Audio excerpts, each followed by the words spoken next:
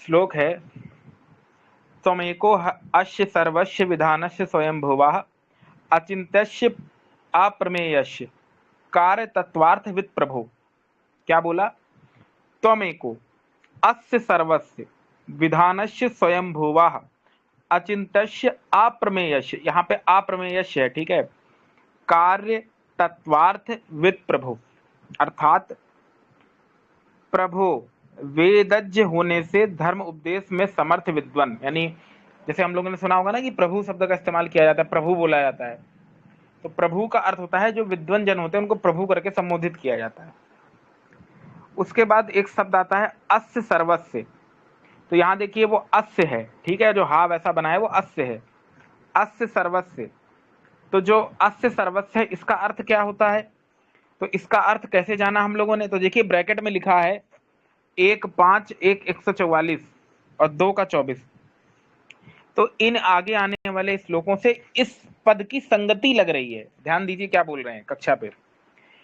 ये जो ब्रैकेट में 1 5 1 144 2 25 लिखा है, इन आगे आने वाले श्लोकों से ये जो अस्य सर्वस्य पद लिखा है संस्कृत का, इसकी संगति लग रही है। कैसे लग रही है अभी आगे समझाएंगे।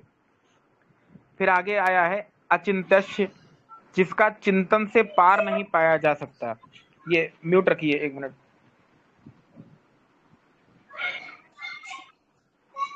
सब लोग 1 मिनट, म्यूट करना भूल गए सबको, नहीं तो ठीक है। तो आगे आने वाले पदों से इसकी संगति लग रही है। देखिए फिर आगे आया है अचिंत्य, जिसका चिंतन से पार नहीं पाया जा सकता अथवा जिसमें असत्य कुछ भी नहीं है, और अप्रमेयस्य, जिसमें अपरिमित सत्य विद्याओं का भंडार है। उन स्वयंभू विधानस्य, स्वयंभू परमात्मा द्वारा रचित विधान रूप वेदों के कार्य तत्वार्थविद, कार्य कर्तव्य रूप धर्मों का प्रतिपादन विषयों के तत्वार्थविद, यथार्थ रूप अथवा अनेक रहस्यों को और वेदार्थों को जानने वाले एकह त्वम, वर्तमान में आप ही हैं। अर्थात जितने भी तत्व ज्ञान है, तत्व ज्ञान कौन सा तत्व ज्ञान? इस जगत का, धर्म का, कर्तव्य का। यहां देखिए 2 पद आया संस्कृत में, एक आया है अस्य सर्वस्य और एक आया है कार्य तत्वार्थ विद प्रभु। तो यहाँ जो अस्य सर्वस्य पद है ये जगत का सूचक है, और जो कार्य तत्वार्थ पद है ये कर्तव्य संबंध का सूचक है। अब ये कैसे है तो अब आगे समझाते हैं। देखिए पहले स्वामी दयानंद जी ने, महर्षि जी ने इसका क्या अर्थ किया वो जानते हैं। ऋषि अर्थ क्या है? ऋषि अर्थ देखिए नीचे लिखा है ऋषि अर्थ। मयूर पंडित ऋषि अर्थ दिखाओ जूम करके। स्वयंभू जो सनातन वेद है, जिसमें असत्य कुछ भी नहीं, जो सब सत्य विद्याओं का भंडार है, उसको जानने वाले आप ही हैं। अच्छा इस बात को ध्यान रखिएगा कि वेद को स्वामी दयानंद जी बोल रहे हैं असत्य कुछ भी नहीं, सारी सत्य विद्या है। तो ये बात उन्होंने अपने योग बल से, तपस्या से, समाधि से जानी थी कि वेद सभी सत्य विद्याओं की पुस्तक, ऋषियों का तो ग्रंथ से जाना ही जाना, लेकिन एक होता है ना, एक होता है पढ़ा हुआ, एक होता है खुद अनुभव किया हुआ। तो अभी तो हम ऋषि, हमारी इतनी योग्यता है नहीं कि हम समाधि लगा के वो पूरा परमात्मा से तो पूरा जान लें अच्छे से, फिर क्या है नियम कायदा कानून, इतना हमारी अभी योग्यता नहीं है। लेकिन हमारी फिर योग्यता क्या है कि हम आप्त पुरुषों के वचन को प्रमाण मानते हैं। दुनिया इसी पे चल रही है, इस बात को ध्यान रखिएगा। यहाँ पर एक बढ़िया तर्क दे रहे हैं हम आप लोगों को। अभी हैंड रेज ना करिए, कक्षा के बाद प्रश्न पूछेंगे। प्रश्न का सेशन जो है कक्षा के बाद होगा। अभी कक्षा में शांत रहिए, शांतिपूर्वक धैर्यपूर्वक कक्षा सुनिए, उसके बाद शंका समाधान होगा। भूप सिंह जी, ठीक है, तो हैंड डाउन कर लीजिए। हमारे लिए आप्त प्रमाण कौन है? ऋषि लोग हैं, और दुनिया इसी पर चल रही है। कैसे कि किसी क्षेत्र का, हालांकि आप्त की परिभाषा थोड़ी अलग होती है, लेकिन फिर भी चलिए हम थोड़ी देर के लिए घटा लेते हैं। किसी भी क्षेत्र के जो विद्वान लोग हैं वो आप्त कहे जाते हैं। जैसे उदाहरण के लिए विज्ञान का, जो आधुनिक विज्ञान है, उसमें परंपरा वाला वचन किसका है? वो वचन है वैज्ञानिकों का। तो उसमें सबसे प्रमाणिक वचन न्यूटन, आइंस्टीन, हाइजेनबर्ग, बड़े बड़े वैज्ञानिकों के वचन को आप तो वो लोग मानते हैं, क्योंकि उनकी बात गलत नहीं हो सकती। हो भी सकती है लेकिन ज्यादातर सही है। समझ रहे हैं इस चीजों को? तो जब वो लोग कोई बात कहते हैं तो उसको ज्यादातर विज्ञान वर्ग के लोगों ने स्वीकार किया, क्योंकि उसमें उस क्षेत्र में उनकी बात को प्रमाण माना जाता है। उसी प्रकार से जब आध्यात्म की बात आती है तो यहाँ ऋषि मुनियों को सबसे ऊपर का दर्जा दिया गया है। और ऋषि मुनियों की बात प्रमाण कैसे होगी? जो वेद के अनुकूल होगी। तो ये बात है, नहीं कि कोई भी कल को बाबा उठ के आ जाएगा फिर वो आप्त नहीं हो जाएगा। आप्त का और मतलब उस क्षेत्र का जो एक्सपर्ट है उसको आप्त बोलते हैं। हालांकि आप्त शब्द का अर्थ तो ये होता है कि वो व्यक्ति जो है चरित्रवान हो, जितेंद्रिय हो, ब्रह्मचारी हो। लेकिन जो अन्य वर्ग से हमने तुलना की ना, वैज्ञानिक वर्ग आदि से, उनमें ये लक्षण होना कोई जरूरी नहीं, क्योंकि बहुत सारे वैज्ञानिक तो अपनी ही बहन के साथ उनका संबंध था, मुंह मूली बहन आदि से, खैर नाम नहीं लेंगे। तो इससे सिद्ध होता है कि ऋषि मुनि हमेशा ऊपर ही रहेंगे किसी भी व्यक्ति से। क्यों? क्योंकि तत्व ज्ञान जो होता है वो खाली बस सृष्टि विज्ञान तक ही सीमित नहीं होता। तत्व ज्ञान जो होता है वो आध्यात्म और सदाचार व्यवहार की शिक्षा सबसे महत्वपूर्ण होती है। क्योंकि एक व्यक्ति जब इस संसार में आता है तो उसको सबसे पहले ये सीखना होता है कि कैसे किसी से व्यवहार करें, कैसे सदाचारी बने, कैसे माता पिता गुरु आचार्य से क्या संबंध है। ये ज्ञान सबसे जरूरी होता है। इसको कहते हैं व्यवहारिक ज्ञान, नैतिक शिक्षा। बचपन में आप लोगों की पुस्तक थी ना नैतिक शिक्षा की, रही होगी, सबके घर में रही, सिलेबस में लगी होगी। तो वो ज्ञान ज्यादा जरूरी होता है। रही बात ज्ञान विज्ञान, तो हमारे ऋषियों के पास भी था, लेकिन जो भौतिक ज्ञान को ही सिर्फ आधार अगर मानेंगे तो व्यक्ति में नास्तिकता आ जाएगी, और फिर उस नास्तिकता से व्यक्ति गलत रास्ते पे चला जाएगा। इसीलिए हमारे ऋषियों ने बहुत बुद्धिमत्ता से दोनों का समन्वय किया। भौतिक ज्ञान प्लस आध्यात्मिक ज्ञान जब जोड़ते हैं तब वो सनातन बनता है। क्योंकि सृष्टि उत्पत्ति, परमात्मा ने जगत कैसे बना इसको जानिए, प्लस अध्यात्म विद्या को जानिए। इसीलिए हमारे पूर्वज सुखी थे। क्यों? क्योंकि उन्होंने सारे तत्व ज्ञान, देखिए यहाँ पर शब्द आया ना संस्कृत में कि कार्य तत्वार्थविद, यानी सारे तत्वदर्शी ज्ञान का जो मूल है वो क्या है? स्वयंभू विधान वाला है। तो स्वयंभू विधान क्या है? स्वयंभू शब्द संस्कृत का शब्द है। इसका अर्थ होता है, सत्यार्थ प्रकाश के प्रथम समोल्लास में महर्षि दयानंद जी धातु पाठ से वैदिक कोश से शब्दों के अर्थ बताते हैं कि इस शब्द की उत्पत्ति ऐसे होती है, उस शब्द की उत्पत्ति वैसे होती है। तो वहां एक शब्द आता है स्वयंभू। अगर कोई सत्यार्थ प्रकाश पढ़ा होगा तो जानता होगा। स्वयंभू शब्द की व्युत्पत्ति करते हुए स्वामी जी लिखते हैं कि स्वयंभू उसको कहते हैं जो स्वयं से स्वयं उत्पन्न होता है, किसी और से उत्पन्न नहीं होता, वो स्वयंभू है। स्वयं से स्वयं उत्पन्न होने का अर्थ क्या है? कि उसकी सत्ता सदा से है, यानी जिसका जो भान है वो उसी के स्वरूप से हो जाए। तो इस संसार में ऐसे कौन से पदार्थ हैं जो सदा से हैं? किसी से पूछे तो बताएगा कोई? ये प्रश्न का उत्तर देना चाहेगा? नीचे लिख के दे सकते हैं, हैंड नीचे लिख ही दीजिए सब लोग। इस संसार में ऐसे कौन से पदार्थ हैं जो सदा से हैं, यानी अनादि हैं, अनंत है, उनका कोई शुरुआत नहीं है? ऐसा कोई बताना चाहेगा कौन से पदार्थ ऐसे हैं जो सदा से हैं? कुछ लोग लिख रहे हैं ईश्वर है, जीव और प्रकृति है। कुछ लोग लिख रहे हैं कि ईश्वर है, प्रकृति है, ईश्वर आत्मा प्रकृति है। ठीक है, तो हाँ, तो ठीक है, परमात्मा भी सदा से है और आत्मा भी सदा से है। आत्मा का जन्म नहीं होता। गीता में क्या बोला है? वासांसी जीर्णानि यथा विहाय नवानि गृहाणि नरोपराणि नैनम छिदन्ति सहस्राणि नैनम दहति पावका। तो जिस प्रकार से आत्मा सदा से है, परमात्मा सदा से है, वैसे ही इस जगत को बनाने की सामग्री भी सदा से है। उसको कहते हैं प्रकृति, जो कि इटर्नल होती है। प्रकृति का अर्थ नेचर मत लीजिएगा जो आपके चारों ओर आप पेड़ पौधे दिखते हैं। प्रकृति क्या होती है वो अभी हम बताएंगे, अभी जब जगत उत्पत्ति प्रकरण चलेगा।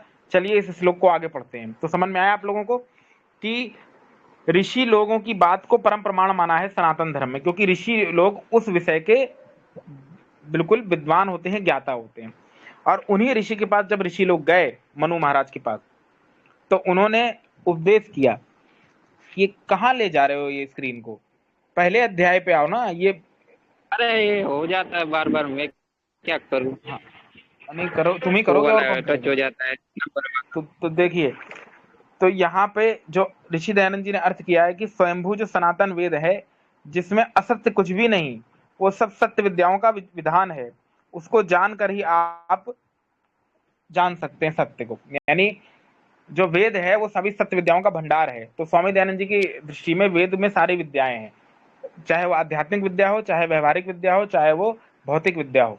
अब वो कैसे है क्या है वो अलग विषय, अभी जो वो लिख रहे हैं इतना हमने आप लोगों को बताया। अब देखिए आगे चलिए, नेक्स्ट नेक्स्ट में क्या है कि हाँ सनातन तत्व है, ठीक लिख रहे हैं।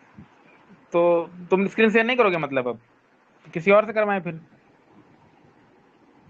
अरे अरे सॉरी सॉरी, कट हो गया, कर रहा हूँ। हाँ लगाओ तो स्क्रीन वहाँ, ये तो कल से फिर देखते हैं, इंतजाम करते हैं कुछ। तो देखिए इसका अनुशीलन लिखते हुए लिखते हैं कि बाद के जो भाष्यकार हैं मेधातिथि, कुल्लुक भट्ट आदि, उन्होंने इस श्लोक का गलत अर्थ लिया। ऊपर देखो अनुशीलन लगाओ, हाँ उसको जूम करो अनुशीलन को। यहाँ पर जो अस्य सर्वस्व पद है उसके साथ उन्होंने वेद को जोड़ दिया, जो कि ठीक नहीं, क्योंकि यहाँ अस्य सर्वस्व पद का अर्थ जगत होगा। क्योंकि देखिए यहाँ पर जगत क्यों होगा इसको समझिएगा। ये तीसरा श्लोक है, इसके बाद चौथा श्लोक आएगा, फिर पांचवा श्लोक आएगा, और पांचवें श्लोक से जगत उत्पत्ति का प्रकरण शुरू हो रहा है, क्योंकि पहले अध्याय का नाम ही है जगत उत्पत्ति और धर्म का उपदेश। तो यहाँ जो अस्य पद आया है, अस्य पद का अर्थ क्या होता है? तो अस्य पद का अर्थ संस्कृत में क्या होता है? तो जहां पर भी अस्य पद आ जाए वहां पर इसका अर्थ क्या होता है? निकटता से, या जैसे अस्य यानी किसी चीज के बारे में संकेत करना, निकटता को बताना, ये अस्य पद का सूचक है। तो यहां पर किस चीज के बारे में संकेत कर रहे हैं महर्षि मनु? उस चीज के बारे में संकेत कर रहे हैं जो क्या है? अचिंत है, जो अपरिमित है, अस्य है। अस्य यानी सारा जगत के वर्णन जिसमें है, अस्य पद यहां जगत का वाचक है। क्यों? क्योंकि आगे आने वाले श्लोकों में जगत की बात शुरू हो रही है और वहां पर अस्य शब्द विशेषण जगत को दिया है, इसलिए इस श्लोक से आगे वाले श्लोकों की संगति लगेगी और यहाँ पर अस्य पद जगत का वाचक है। समझ में आगे सबको जितने लोग हैं? यहाँ पर अस्य पद जो है जगत का वाचक है, क्योंकि संस्कृत में जगत लिखा नहीं है, इस बात को ध्यान रखिएगा। हम खोल खोल के पढ़ा रहे हैं सब, ताकि कल को कोई पूछे तो आप उसको उत्तर दे सकें यहाँ मनुस्मृति में।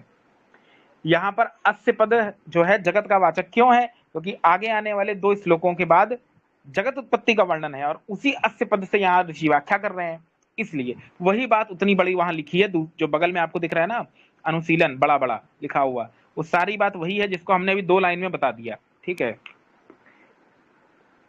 फिर इसके बाद अगला पेज पलटो, नेक्स्ट पेज करो।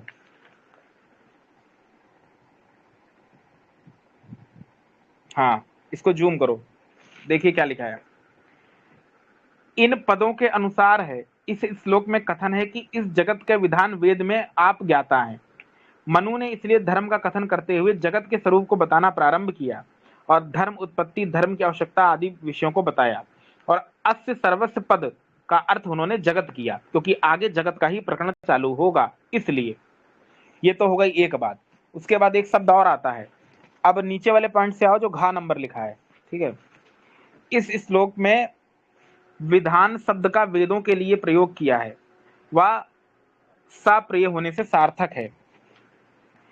देखिए यहाँ पर विधान शब्द आया है, विधान मतलब कि सारा जिसमें विद्या का विधान है, तो वो ऐसी चीज क्या हो सकती है? वो वेद हो सकती है, क्योंकि स्वयंभू शब्द आ गया और स्वयंभू का अर्थ है जो कभी उत्पन्न ना हो। तो ऐसी विद्या कौन सी होती है जो कभी उत्पन्न नहीं होती? वो परमात्मा की वेद विद्या, क्योंकि वो परमात्मा में सदा रहती है। सृष्टि के आदि में परमात्मा क्या करता है कि 4 ऋषियों को वेद का ज्ञान देता है। और ये नीचे, हाँ ये घ नंबर पॉइंट से लेना, यहीं पे रखो फ्रीज करके। तो परमात्मा को स्वयंभू बोला है, स्वयंभू कहते उसको है जिसका कभी जन्म नहीं होता, यानी सदा से जो है। तो परमात्मा सदा से है, तो वो परमात्मा की जो सनातन विद्या है वो भी उसमें हमेशा से रहेगी, तो वो वेद है। तो सृष्टि के आदि में परमात्मा वेद का ज्ञान देता है। किनको देता है? 4 ऋषियों को देता है उनके अंतःकरण में। अभी ये आगे आएगा सब, इसलिए अभी नहीं बताएंगे, अभी जो लिखा है बस वही बताएंगे, फिर वो आगे सृष्टि उत्पत्ति चल पड़ती है। तो जो स्वयंभू विधान है ये यहाँ से वेद शब्द का ग्रहण होगा। क्यों? क्योंकि जो स्वयंभू है और उसका जो विधान है वो सदा से रहने वाला विधान है, और सदा से रहने वाला ज्ञान बस एक ही है जो परमात्मा का हो सकता है, इसीलिए हमारे शास्त्रों में स्वयंभू शब्द और विधान शब्द से वेद का ग्रहण किया गया। ठीक है, अब आगे चलिए, आगे देखिए। आगे नीचे, अब अगले नीचे नीचे आओ जरा, नीचे देखो का नंबर पॉइंट लिखा होगा, वहां पे आना। हाँ बिल्कुल, ये का नंबर लिखा होगा। हाँ इसको जूम कर दो, ठीक है, ज्यादा ना करो बस, हाँ इतना पर्याप्त है। देखिए क्या लिखा है, कार्य का अग्निष्टोम आदि अर्थ, यानी जो मध्यकार के टीकाकार हुए उन्होंने इस श्लोक का अर्थ जबरदस्ती यज्ञ का कर दिया, ठीक है। अब इसमें दिक्कत ये हो गई कि वहां पर जो शब्द आया है संस्कृत में कि इस जगत का जो विद्या है, सारा ज्ञान विज्ञान कला कौशल व्यवहार आदि है, वो क्या है, तो वो वेद है। तो अगर वहां पर पहले ही हम खाली अग्नि, अगर वेद शब्द की जगह उसका अर्थ हवन कर लेंगे या अग्निहोत्र लेंगे, दिक्कत ये हो जाएगी कि सारी विद्या हवन में तो आ नहीं जाएगी। और भी तो कई विद्याएं होती है ना, राजनीति शास्त्र हो गई, कला कौशल हो गई, समझ रहे हैं, योग विद्या हो गई, वो सब तो उसमें आ नहीं जाएगी। इसीलिए जो मध्यकाल के टीकाकार हैं उन्होंने जो कार्य तत्वार्थ शब्द का अर्थ यज्ञ किया है वो ठीक नहीं है। क्यों? क्योंकि उनके मत में वेद में खाली यज्ञ है, ये बात ठीक नहीं, उन्होंने खाली याज्ञिक अर्थ किया, जबकि वेदों में सिर्फ यज्ञ नहीं है, बहुत कुछ है। तो अगर उन्होंने ऐसा अर्थ किया है तो उससे समस्या ये हो सकती है कि अपने संप्रदाय से प्रभावित होकर उन्होंने अर्थ किया होगा, क्योंकि वो ये मानते थे कि वेदों में सिर्फ कर्मकांड ही है, इसलिए उन्होंने खाली यज्ञ पर अर्थ किया। जबकि जो तत्वार्थ शब्द है उसका अर्थ तत्व ज्ञान स्वयंभू परमात्मा का विधान होगा, वो वेद ही होगा, ठीक है। तो वेद में सारी विद्याएं हैं, खाली बस यज्ञ नहीं है। इसीलिए कुल्लुक भट्ट और मेधातिथि ने ये जो अर्थ लिया है खाली यज्ञ का, वो ठीक नहीं। और ये इस संस्कृत में जो शब्द आया है कार्य तत्वार्थ, इससे अन्याय किया है उन लोगों ने। क्योंकि जब सारे विधान की बात ऊपर वाले लाइन में हो गई है तो सारा विधान बस यज्ञ तक ही कैसे सीमित रह जाएगा, और तो सारी चीजें आ जाएंगी ना वेद में, इसलिए उनका अर्थ मौलिक नहीं। वही बात सुरेंद्र कुमार जी ने यहाँ बोली है। अब आगे चलते हैं, देखिए समझ में आ गया इतना सबको। अब अगली वाली उसमें आओ, ये देखो का नंबर पॉइंट उधर लिखा होगा, ये लेफ्ट हैंड साइड में इसी पेज पे, ठीक है।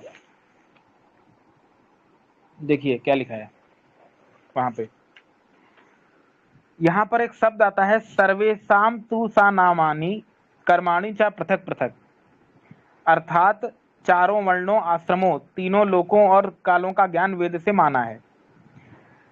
फिर चातुर्वर्ण्यम त्रयोलोकाश चत्वार आश्रमा पृथकः भूतम भव्यम भविष्यम च सर्वम वदात प्रसिद्ध्यति। शब्द स्पर्श रूप शक्ति का वैज्ञानिक ज्ञान वेद द्वारा माना है। शब्द स्पर्श रूपम च रसो गंधस्य पंचमः वेदादेव प्रचुयन्ते प्रसूति गुण कर्मतः। समस्त व्यवहारों का सर्वोपरि साधक वेद को माना है। फिर आगे क्या बोला, विभर्ति सर्वभूतानि वेद सात सनातनम तस्मादे तत्परम मन्ये यजंतो रश्य साधनम। राजनीति आदि विद्याओं का गाता वेद को माना है। ये मनु महाराज की बात है, याद रखिएगा। नेक्स्ट पेज करो। यहां पर जितने भी टीकाकारों ने तत्वार्थ जो शब्द कार्य तत्वार्थ शब्द है जो इसका अर्थ खाली यज्ञ किया है, वो मनु महाराज के साथ अन्याय किया उन्होंने।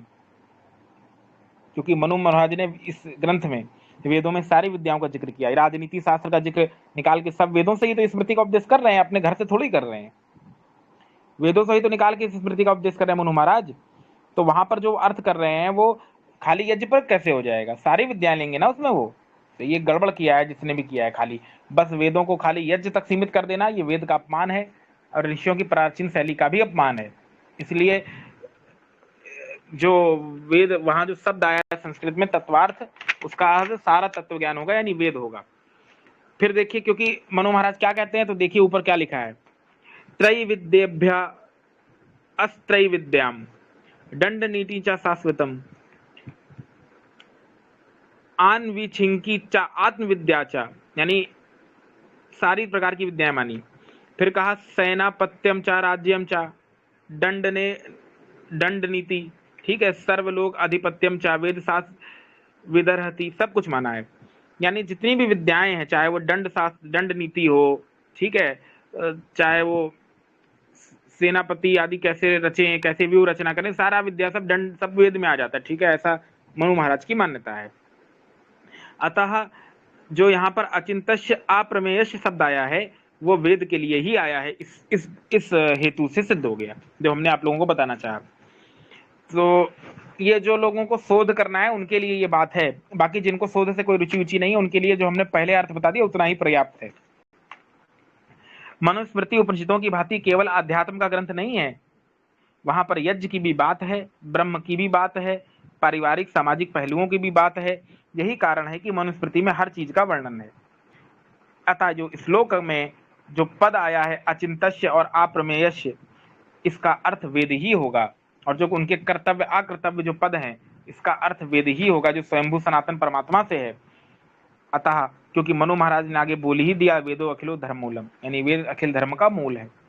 अतः यज्ञ और ब्रह्म प्राप्ति का इससे अंदर स्वतः ही अंतर्भाव हो जाएगा, यानी वेद में तो सब अपने आप ही आ जाएगा, तो अलग से यज्ञ का अर्थ क्यों किया इस पद का? इससे अच्छा वेद ही अर्थ कर देते, वेद में तो ये पहले से ही है। जैसे उदाहरण के लिए अगर मैं ये बोलूं कि रे ऑप्टिक्स या वेव मोशन, ठीक है, या टाइम और जितने भी तरीके के यूनिट एंड मेजरमेंट, अलग अलग कथन क्यों करूंगा? जब मैं सीधे नहीं बोल दूंगा कि फिजिक्स पढ़िए, भाई फिजिक्स का ही तो ये विषय है, तो मैं सीधे फिजिक्स नहीं बोल दूंगा, अलग अलग चैप्टर्स के नाम क्यों लूंगा कि अलग अलग चैप्टर्स के मैं नाम लूंगा? ये थोड़ी करूंगा मैं सीधे फिजिक्स बोल दूंगा, ये सब फिजिक्स में आ जाएगा। जितने भी चैप्टर्स फिजिक्स में हैं जो आप लोग पढ़ते हैं बेसिक, सब फिजिक्स में आ जाएगा, चाहे वो स्नेल लॉ हो गया, ठीक है, इंटरफेरेंस वाला हो गया, या कोई जितने भी तरीके के आप फोकल लेंथ आदि जो भी पढ़ते हैं वो सब फिजिक्स में आ जाएगा। तो उसको हम अलग से क्यों बोलेंगे? सीधे फिजिक्स नहीं बोल देंगे। उसी प्रकार से यहाँ पर जब सीधा सीधा वेद अर्थ हो रहा है उस पद का, तो अलग से खाली बस यज्ञ कहे ना, ये ठीक नहीं। मनुस्मृति में धर्मों का प्रतिपादन है, उसी का प्रश्न है, उसी प्रश्न का उत्तर मनु ने दिया है, इसलिए उससे प्रश्न किया गया तो वही उत्तर दिया। तो यहाँ जो संस्कृत में शब्द आया है अचिंतस्य अप्रमेयस्य, और जो यहाँ पर आया है ना स्वयंभू विधान, तो स्वयंभू विधान उसी का होगा ना जो सदा से है। तो वो परमात्मा का विधान क्या है? तो वो विधान कैसा है? तो वो कार्य तत्वार्थवित है, और वो कैसा है? वो अप्रमेयस्य यानी अपरिमित है। तो वो क्या होगा? वो वेद ही होगा, ना कि यज्ञ होगा। मध्यकाल के टीकाकारों ने यज्ञ अर्थ करके इस श्लोक की टांग तोड़ दी, क्योंकि मध्यकाल में ये मान्यता प्रचलित हो गई थी कि वेदों में बस कर्म कांड है, उपनिषदों में अध्यात्म विद्या है। ऐसा प्रचलित करने वाले एक तथाकथित संप्रदाय के लोग हैं, उनका नाम नहीं लेंगे, उनको 5वें दर्जे के नास्तिक बोलते हैं। तो वो लोगों ने ऐसा क्या किया कि जबरदस्ती खाली वेदों को उन्होंने कर्मकांड तक सीमित करके रख दिया, और जितने भी आचार्य उस संप्रदाय के आए उन्होंने खाली वही अर्थ किया वेदों का, और उन यज्ञों को भी नहीं छोड़ा, यज्ञों में भी बलि मान ली, तो बर्बाद कर दिया वेद को, ठीक है। लेकिन और उपनिषदों को उन्होंने क्या मान लिया? खाली ब्रह्म विद्या का विषय है, यानी ब्रह्म विद्या उपनिषदों में है, वेदों में बस कर्मकांड है। तो इससे ये मान्यता दूषित हो गई वेद की। पर ऋषि दयानंद जी जब आते हैं तो उन्होंने ये ऐलान कर दिया कि उद्घोष कर दिया कि वेद सभी सत्य विद्याओं की पुस्तक है। क्यों किया? क्योंकि मनु महाराज वही लिख रहे हैं। यहाँ पे देखिए मनु महाराज क्या लिख रहे हैं यहाँ पे कि जो स्वयंभू विधान है उसमें सारी विद्याएं हैं। तो इसीलिए जो कुल्लुक भट्ट और मेधातिथि ने ये जो अर्थ किया है यज्ञ का, ये मनु महाराज के साथ भी अन्याय है, वेद के साथ भी अन्याय है। इसीलिए ऋषि दयानंद जी ने जो सत्यार्थ प्रकाश में अर्थ किया है इस श्लोक का, बिल्कुल ठीक किया है। क्या किया है देखिए, स्वयंभू जो सनातन वेद है जिसमें असत्य कुछ भी नहीं, सारी विद्याएं हैं, उसको जानने वाले आप यानी महर्षि हैं। कौन है? मनु महाराज हैं। ये हो गया। अब आगे देखिए, आगे देखिएगा।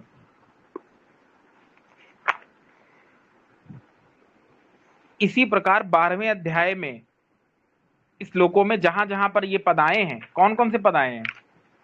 यही वाले अचिंतस्य अप्रमेयस्य स्वयंभू विधान, ये सब वेद के लिए ही आए हैं। इसीलिए जितने भी इस श्लोक में ये जो पद आए हैं, चाहे अश्य पद हो, चाहे वो जितने भी पद आए हैं, जैसे अचिंत आया है, अप्रमेय आया है, ये सारे पद वेद के लिए ही है। और वो अस्य पद जगत का वाचक है, ठीक है। यानी इस जगत की विद्या और सारी कार्य कला कौशल की विद्या सब वेद में है। ये तो हो गया तीसरा श्लोक। अब चलते हैं चौथे श्लोक पे। चौथे श्लोक को जरा जूम करना मयूर पंडित।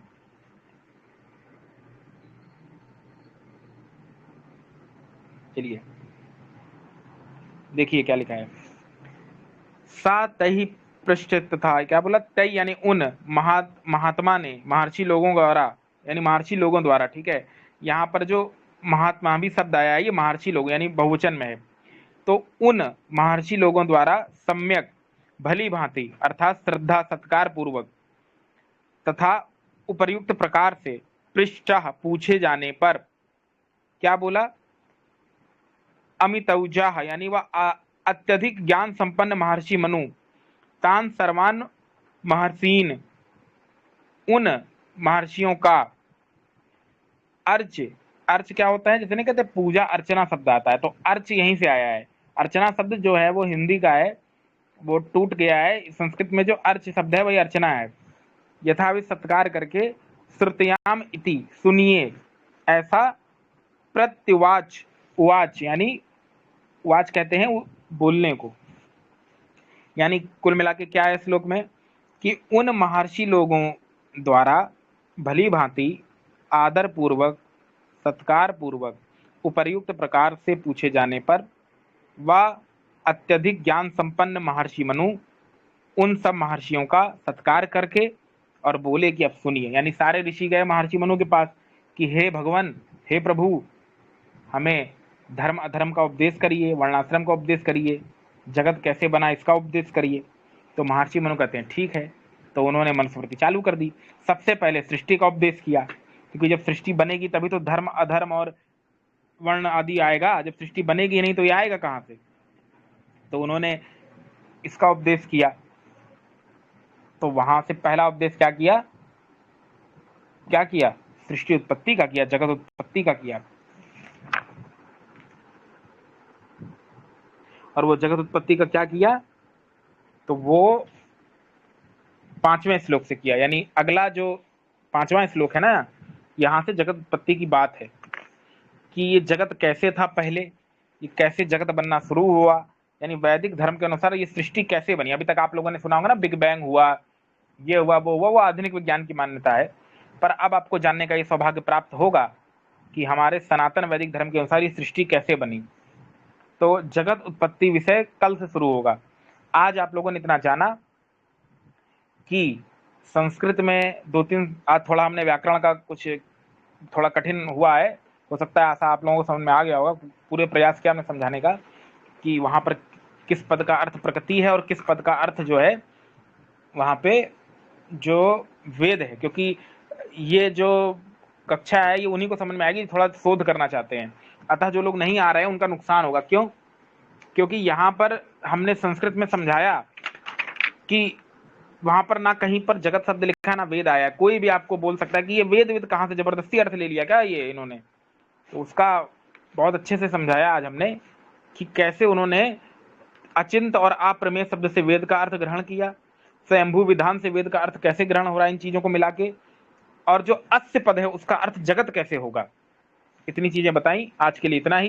किसी को कोई प्रश्न पूछ सकता है। इति ओम शम।